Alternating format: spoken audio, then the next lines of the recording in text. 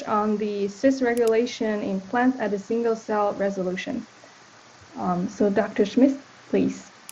Okay, again, thank you to the organizers and the selection committee, and it's really a nice honor and recognition of all the previous research done in the lab since I started here at the University of Georgia, so thanks again.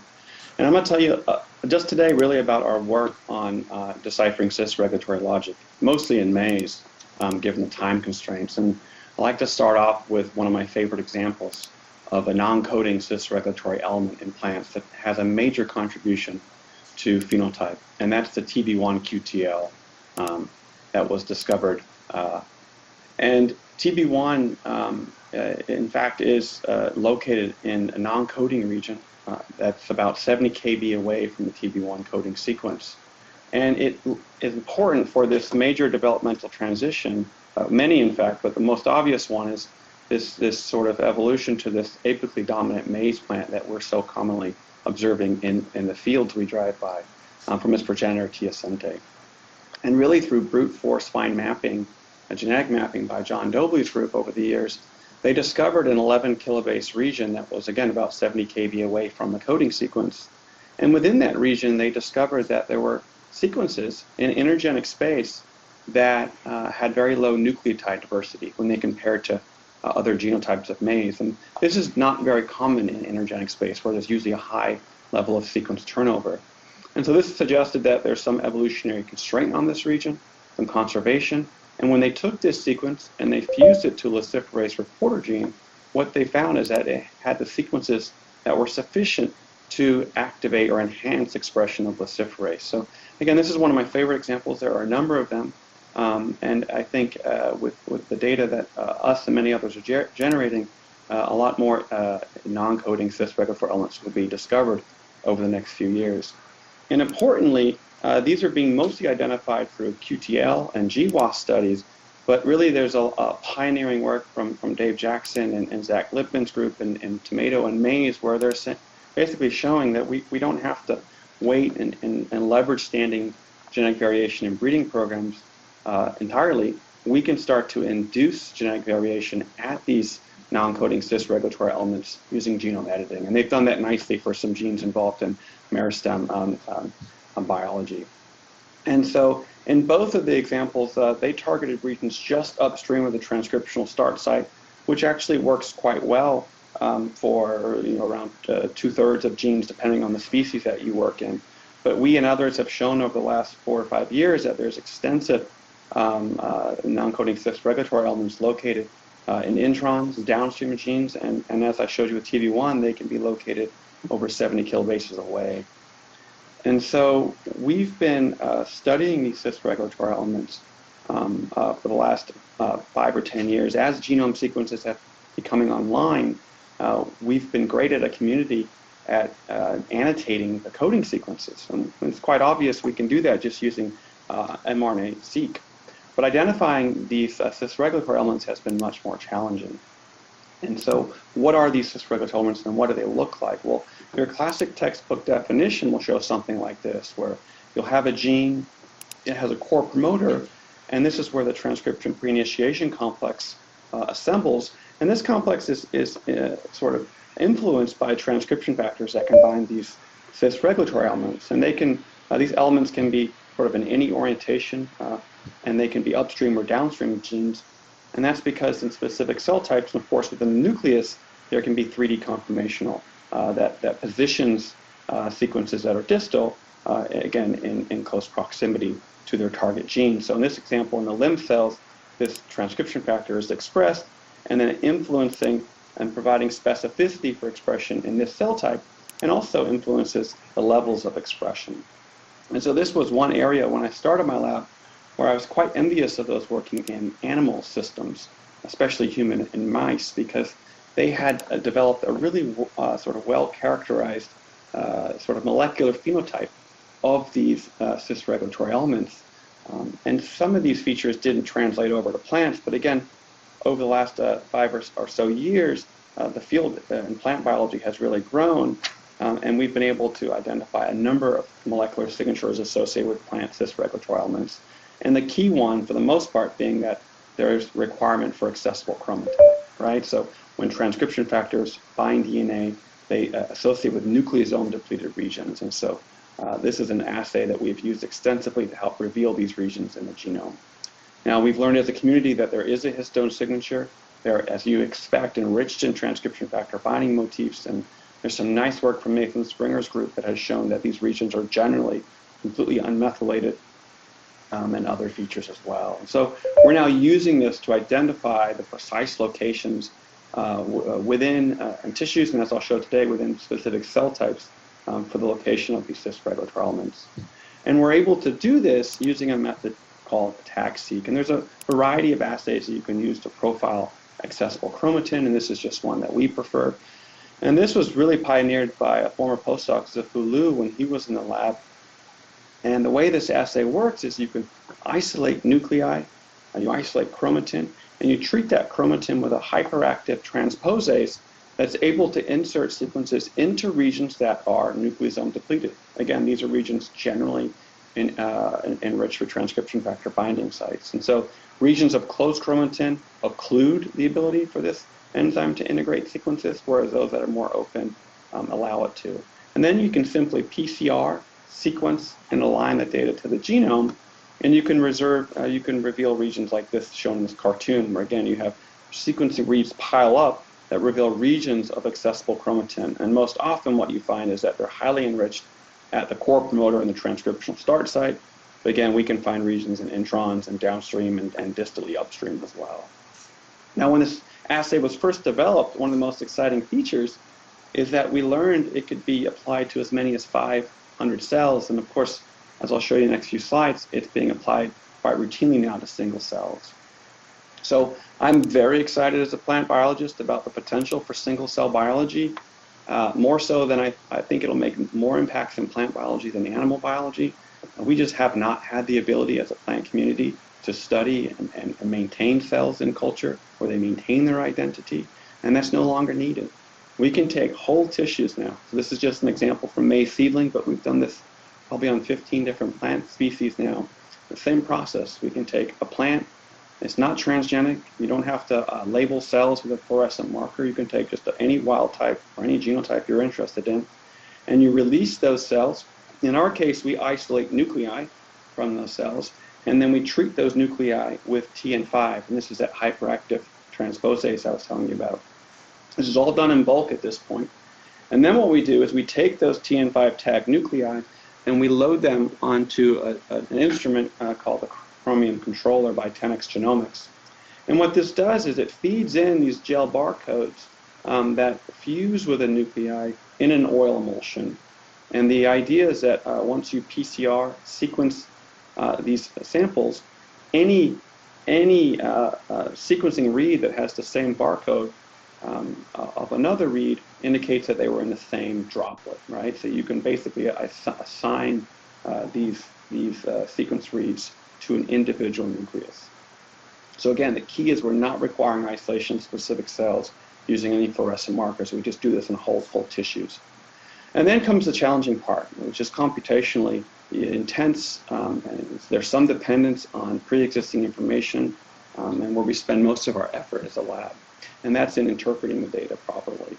And so what you can do is, unfortunately, you only generate about 30 to 40,000 sequencing reads per cell, which is quite low for many of the assays many of us commonly think about. But we can use sort of guilt by association analyses to start grouping these cells based on their genome-wide profiles. And from there, we can sort of collect these cells together and aggregate all of those sequencing reads, and then we can sort of project those into a genome browser and study the cell type specific chromatin accessible profile for those cell types. So again, this is work led by Alex Moran. Again, he had some help from Zifu Liu early on learning the tag-seq method, but Alex really pioneered the wet bench work, and I think as importantly, if not more, the ability to analyze these data using some publicly available software that I'll talk about later. And so these were the tissues that we started with, and we used frozen and fresh, and we saw essentially no difference. And from these different major organs that he studied, we isolated almost 60,000 nuclei that we had to profile with 16 billion reads. And again, like I said earlier, we only have about 31,000 reads per nucleus. in this study. But already from this initial study, which is a couple years old now, we could find significantly more accessible chromatin regions than we found in these bulk assays. So already it was revealing regions that we were not able to see when we didn't have cell type resolution. And I'll show examples on the next slide of this. So from these original 92 clusters of predictive cell types, he was able to identify 52 known cell types throughout these organs. And of course, many of these cell types are represented in multiple organs. For example, cell types like xylem, phloem. So there are only really a handful of unknown clusters that we were unable to identify at that time. And here's what the data look like. So again, every one of these plots represents an individual cell. You can see these cells are projected here in these plots. And then the heat of the color, the intensity of the pink, for example, will show the accessible chromatin landscape at this particular locus. So here's the small subunit for Verbisco, and you can see it's highly enriched in these cells. And then what we go through is we annotate these cells, and we say, well, we know a lot about small subunit for Verbisco. We know it's present in the bundle sheath cells, and we start labeling cell types. So here's Phaia4 and unbranched 3, not known to be involved in inflorescence meristem. And then again, what we can do is we predict that these are the inflorescence meristem cells, and we can take those data and project them onto a genome browser. So again, this is where we spend most of our effort. We had a very nice collaboration with Andrea Galavati and Zonalina Chen, a postdoc in his group, where we were able to validate all 5 of the de novo markers that we identified from these data sets. So we're quite confident in what we were doing. So again, once these cell types are identified, we can start to aggregate them. And you can see here again the small subunit of Verbisco. We would say, okay, these are the bundle sheath cells. Here's where we see the greatest level of chromatin accessibility. I think one of my favorite examples is those of the orthologs of the Arabidopsis mute and too many mouths. And these are just expressed in the guard mother cell, but we can see regions of accessibility here. And what you have to imagine is if you were treating this as a bulk sample, you would collapse all of these tracks onto one another, right? And so these signals would be sort of confounded and you wouldn't observe them. And this is what cell type and sort of single cell genomics is allowing now. It's allowing us to resolve signal that we would not have seen using these bulk methods. So again, I think plant biology is really poised to take advantage of these technologies. One of the major advantages then of doing single cell genomics is the ability, in our case, to identify cell type specific accessible chromatin regions, right? And so in general, what we found is about 1/3 of the regions that we identified were cell type specific versus sort of conserved across all cell types. And what we observed, and we observed this previously for bulk attack-seq regions, but we found that regions of chromatin accessibility, even though they're largely intergenic space, for some reason, well, over evolutionary time, they're somewhat sequence constrained. So they're not highly conserved like you see in gene bodies, but they're much less sequence variation than nearby sequences, again indicating there's some conservation for these sequences. So they had a lower nucleotide diversity, which was even less in the cell type specific accessible chromatin regions. However, when there was genetic variation there that's associated with phenotypes, this is using publicly available GWAS data, you could see that these cell type specific regions were highly enriched in these cell type specific accessible chromatin regions. So they're highly enriched in these GWAS signals. So we really are excited about the potential for using these data to facilitate the identification of QTL from GWAS and sort of biparental mapping populations. And a really nice experiment that Alex set out to do is he took advantage of this great work from Feng Qian's lab in collaboration with Matt Hefford, where they were able to take advantage of modern maize breeding lines where they are able to identify alleles that were under selection by breeders. And what he did was he found that many of these alleles were most enriched in cell types present in the inflorescence meristem. And so this was exciting, of course, because what are most breeders selecting for? It's yield, right? And so the sort of floral cell types here, out of all the cell types from all the organs we tested, the floral cell types, meristem cell types are the ones that harbored many of these alleles. So it seems like many of these sort of alleles that have been under selection by breeders unknowingly are likely to be non-coding cis regulatory elements, and we're following up on these. So I think one exciting area that I think is of great potential is to study network analysis of cell type specific accessible chromatin regions. And so Here's just an example of where we can use the gene body accessibility as a proxy for expression. So whether a transcription factor in this case is on or off. So you can see here the color purple indicates if the body was accessible for this particular BZIP. And you can see in the cell types where it's accessible, we know its binding site. We can see those same cell types, that motif also becomes accessible. So you can start thinking about how this transcription factor maps to this motif in a cell type specific manner. And you can see this here blown up for the work E85, just showing you the resolution in which you can make these pairs. And I think this is really important given how large transcription factor gene families are, and we can start to think about cell type resolved networks now. And then lastly, in this previously published work, what Alex was able to show also is he could use cell type specific chromatin accessibility and follow the fate of regions over time using pseudotime and developmental progression. So here's just an example from developmental progression from the quiescent center to the companion cell. And you can see that there's a region in ARID8 that becomes less accessible over time, and there are other regions that pop up over time. And he did this over the course of this particular progression. Again, you can see these regions of accessible chromatin, again, changing over time. Here's the body accessible regions for these transcription factors, and then the motifs that are associated with them. So I think, again, we're really poised here to start learning about motifs that are important for developmental progression and getting those key transcription factors. And he was able to do this for a number of other cell types as well that I won't talk about today. So I'm really excited about the potential for single-cell genomics to sort of significantly advance our understanding of plants. And what I want to focus on really is he's developed a publicly available software that you can use to analyze single-cell accessible chromatin data. And that's mostly built out of necessity because software at the time when we started this was mostly developed for humans and mouse. And so this is actually somewhat species agnostic. So I'd encourage you to use it. We have a great community in the lab now that are sort of adding to it daily. So I'm just going to end with just some unpublished work. And one of the first experiments Alex did when we started this experiment was we wanted to understand, well, how many times do we get two nuclei in a cell, right? And that's problematic because now you're averaging signal from potentially like a phloem cell and a guard cell, and so that would obscure your signal. And so one way he was able to assess that is he mixed tissue from two different genotypes in the same mortar and pestle and prepared one single cell library. And what he found from this was about 4% of the time he could find that within one droplet there must have been a B73 nucleus and a MO17 nucleus. And from that he found about a 12% projected doublet rate, which is on par with what they found in human samples. So this was really great to us. It said we can go forward trying these experiments in bulk. But what we also realized at the time, kind of serendipitously, is that we could use this to start understanding the genetic basis for chromatin accessibility variation between genotypes.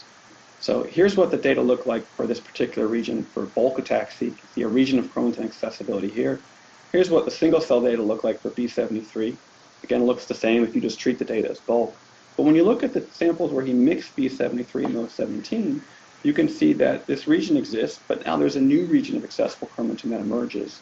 And when he sorts the cells based on their genotype, what he finds is that this region's only specifically in MO17. And so this was, again, quite encouraging, helping us realize we can start genotyping individual cells. So we can start, we started a new project, essentially. And so he did this in collaboration with Xuan Zhang, a talented postdoc in the lab, and together they built over 40 multiplex single-cell TAC-seq libraries, again, mixing anywhere from 4 to 20 different genotypes in a single mortar and pestle. So just mixing all the tissue together, isolating those nuclei, and preparing a single-cell TAC-seq libraries like we normally do. And then the magic really occurs when you have to start genotyping each cell. Unfortunately for us, the population we applied this to of maize, in the end, ended up being 172 genotypes. They had been previously resequenced, so we were able to do that. So again, using the barcodes associated with each of those sequencing reads, we're able to deconvolute each genotype. And then we can start asking the following questions, right? So how much genetic variation affects chromatin accessibility? There's good examples where SNPs can affect nearby expression pattern. We have debates in lab all the time about the effects of SNPs. We think indels and structural variants are likely more important. What about spacing and distance? These are the kind of questions we can start asking of these data. And this is mostly focused on what happens in cis, but we're also now really interested in what happens in trans, right? So are there transcription factors that accumulate sort of sequence changes in their DNA binding sites that all of a sudden change binding from these green cis-regulatory elements to these blue ones. And we'll be able to map those data using sort of genome-wide association approaches using these data. So this is just a subset of the data here. And one thing that was nice and encouraging was that when we analyzed the data using only their accessible chromatin profiles, we could see that genotypes basically group based on their known genetic identity, right? So the tropical maize were over here, and the stiff stalk and the non-stiff stalk grouped together. Again, this was quite encouraging for us to move forward with this. So here's just an example showing 50 genotypes in a genome browser, and the boxes are showing regions of variation. And so you get these regions of variable accessible chromatin, we get these unique events that we can find, and then we get these regions that are conserved, likely representing housekeeping genes. So we're really going to be interested now in pursuing the genetic basis for the variation in accessible chromatin observed in these populations. And lastly, a nice byproduct of these data, have over 500,000 cells now, is that you can group all the genotypes together because they're from seedling tissue in this case. And we've been able to produce an incredibly high resolution atlas now of maize seedling that we think could be resourceful to the community. So the hope is that instead of everyone having to make their own atlas for seedling and maize now, they can look at their favorite mutant or environmental stress, and they can use and leverage and align their data to our atlas, which should speed up the process of data analysis. So I really think, again, this field is poised for a revolution. We're talking about tens of thousands of cells now. They're already working on millions of cells in human and mouse systems. And I know many of us are working on sort of methods to expand from, again, thousands to millions. It's very close to happening. And what this does is it shifts the bottleneck away from sort of cost of library preparation and instead moves it to computational analysis. This is where we spend the vast majority of our time, again, carefully curating our data. And why I'm excited about this is currently I'm talking about a single developmental time and looking at cell type in one stage. But I think we can really start thinking about what happens to cell type variation over developmental time in a response to the environment, and of course, hopefully, across genotypes as well. And so, again, what's special about this is you don't need any transgenic plants, right? We can apply this to any genotypes species. We've done this for a number of other crop systems now. So I'm going to end there. Again, a big shout out to Alex Moran for really leading these efforts. Again, Zifulu really pioneered the use of a TAC-seq in the lab, which helped us sort of shift to this new area of research. Xuanzhang was just instrumental in a lot of the lab work that we did here. And the people in red have been really important for our single cell group. And then I'd like to thank our collaborators, of course, our funding sources. And I too will make a plug that we're looking for postdocs to join the lab. So please reach out to me if you're interested. And I'll stop there and take any questions at any time. Thank you. Okay, thank you, Dr. Schmidt. Let's move on to the Q&A session. So our committee members, please feel free to open up the microphone if you have questions for Dr. Schmidt. Thank you.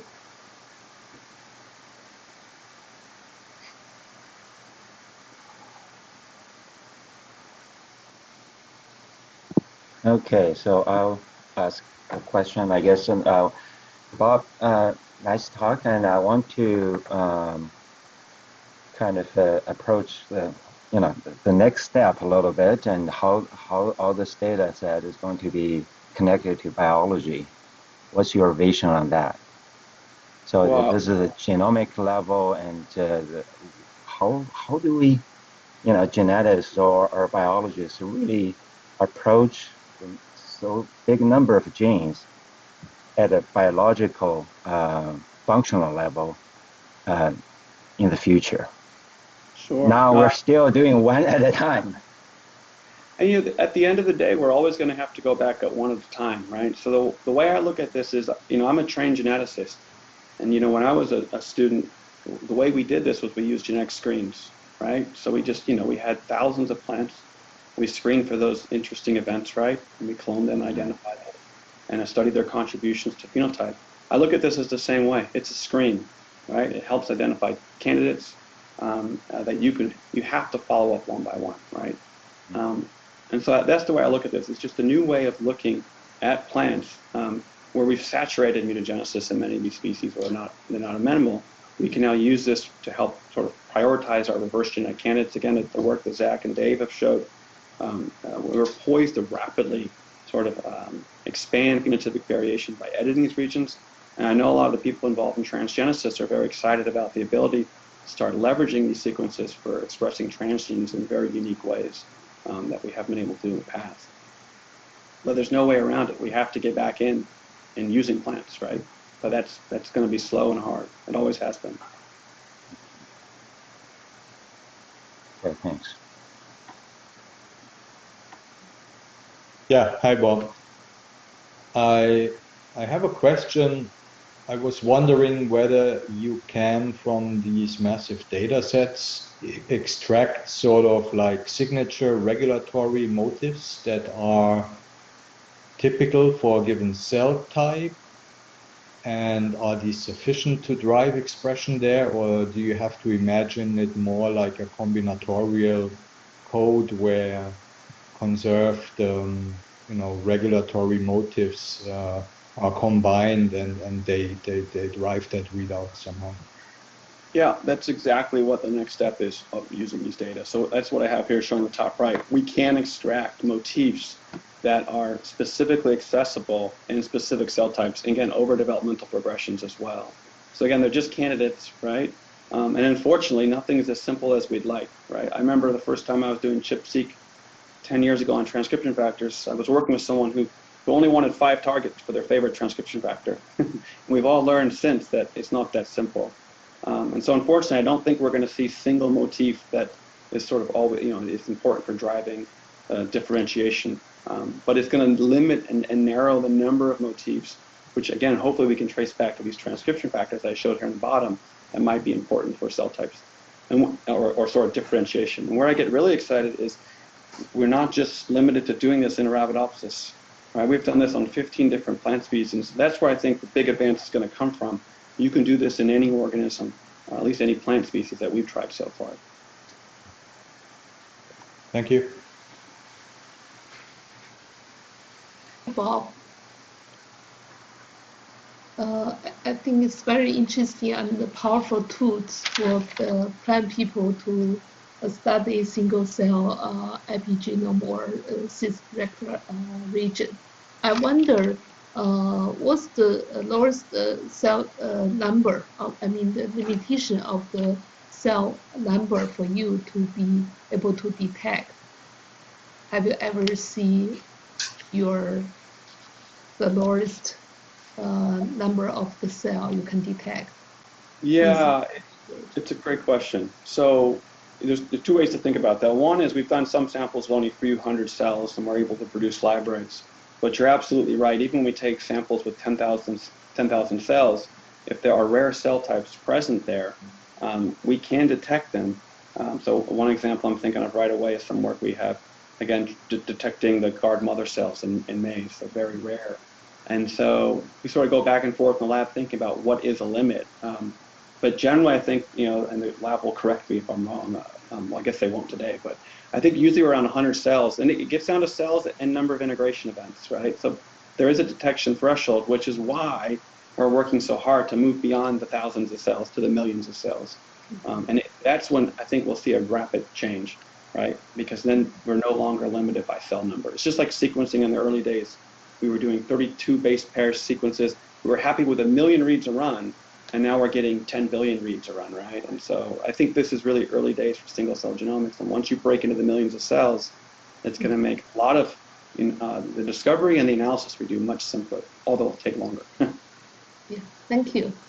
Thanks, Shafan. Thank you.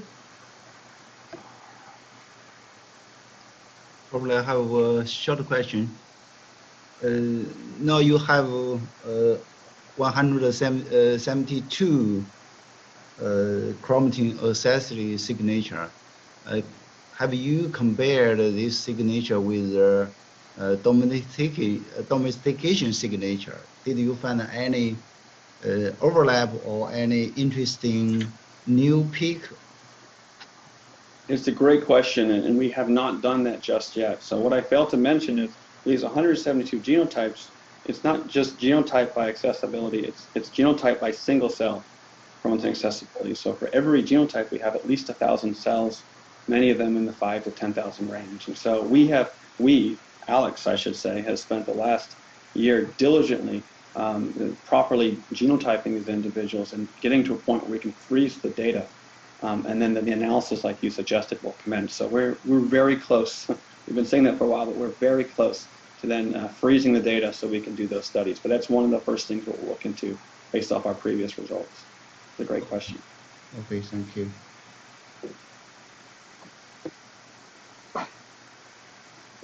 Okay.